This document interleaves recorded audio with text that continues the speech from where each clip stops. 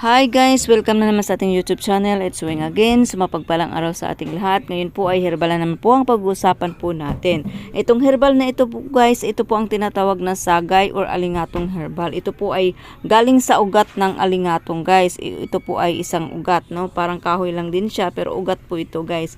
Ayan po, no? Ito ay pinapako, tinatali ko kasi ito ay mga pa-order ng aking mga customers. So paulit-ulit na lang akong ito guys, sabi ko titigil na ako sa pagtitinda nito kasi medyo mahirap ang mapagkuwanan nito guys, medyo ubos-ubos na kasi guys, kasi yung iba kasi kumukuha ng mga alingatong ginagawang capsule, no? So hindi ko pa na-try yung capsule pero yung aking customer ayaw nila ng yung bang capsule, gusto nila yung talagang ito yung dried alingatong. Ito po ay dried na pinadried namin, binalatan, tapos ini-slice parang stick, tapos binalatan, no?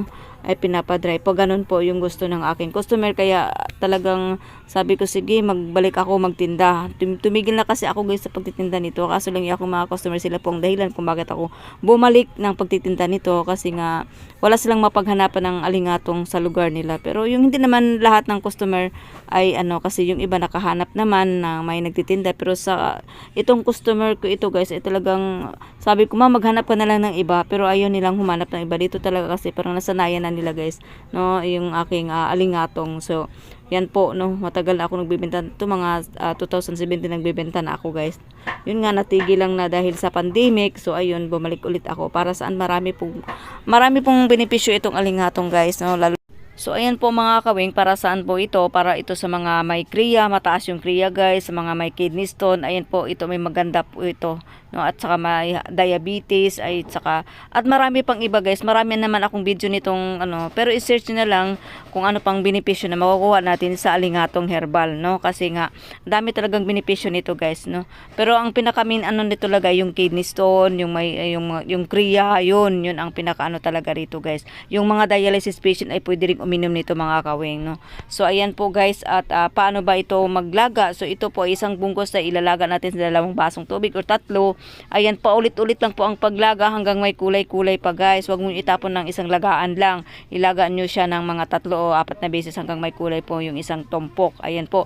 Iinumin po ito ng guys, ng 3 times a day, or gawin yung panubig 30 minutes or after meal, no, 30 minutes or before meal. Ganun po ang pag-inom nito guys, no.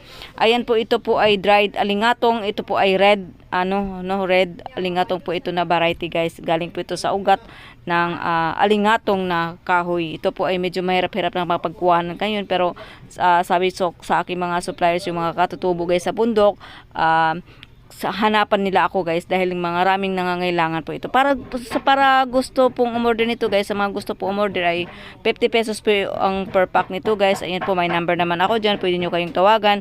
Ang 10 nito guys, 10 pack ay 550 po.